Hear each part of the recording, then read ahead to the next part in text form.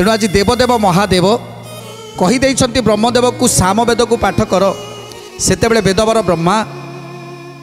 चारि मुंडरे तो ये चारि वेद को रखिछंती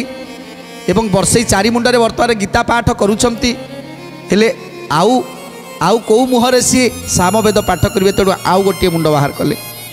जिते आउ गोटे मुंड बाहर करी से सामवेद को पाठ करुछंती ओंकार उच्चारण करी सामवेद को पाठ करने समय से क्रोधरे जर्जरित हो जाइछंती देवदेव महादेव तेणु क्रोधरे जर्जरित हो पचारुछंती हे ब्रह्मदेव तमे ये सब कौन करुछ तमे आउ गोटे मुंड कौन पाई बाहर कल जे केवल पंचानन होउछि मु जे मोर पंच मुंड बोली मो ना पंचानन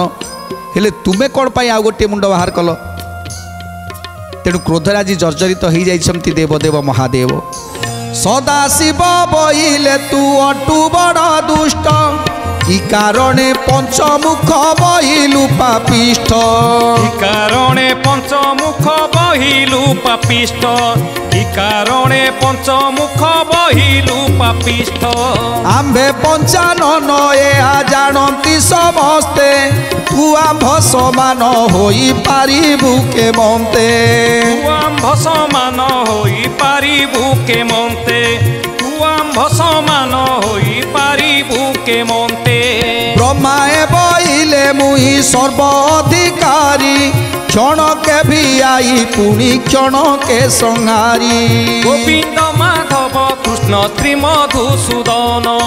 गोविंद माधव कृष्ण त्रिमधुसूदन मुहि जे जानई पाप पुण्य ज्ञान जोग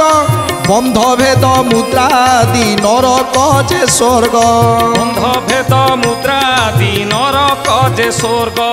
बंध भेद मुद्रादि नरक जे स्वर्ग तेणु आज क्रोधरे जर्जरित हो जाइछंती देवदेव महादेव ब्रह्मदेव को कहउछंती हे ब्रह्मदेव मु होउछि पंचानन मोर पांचटी मुंड हेले तमे कौ साहस रे तुमे आ गोटे मुंड बाहर कल तेणु तुमे कौन मो भली हेई पारिबो तुमे कौन मो समास्कंद हेई पारिबो मोर जेमिति मते समस्ते डाकती पंचानन बोली तेणु मु केवल पंचमुंड बाहर करी ए कथा शुणी आज ब्रह्मदेव कहउछंती हे देवदेव महादेव मु होउछि सर्व अधिकारी मु जेतेबेले चाहिबी सेतेबेले ए मुंडटी बाहरी पारिबो पुणी जेतेबेले चाहिबी से मुंडटी पुणी थरे चली जिवो तेणु एथिरे क्रोध करिवार कौन अछि काहेकि ना मु तो सबु जोग जानिछि ब्रह्मभेदी नरक स्वर्ग ये सबुर जोग मु जानिछि तेणु सेथिपाई किछि असुविधा नाही तेणु आपण वृथाटारे क्रोध करूछंती ब्रह्मार वचन शुणी कोपे शूल पानी शरीर कंपे कदली पत्र प्राय जानी गोविंद माधव कृष्ण श्री मधुसूदन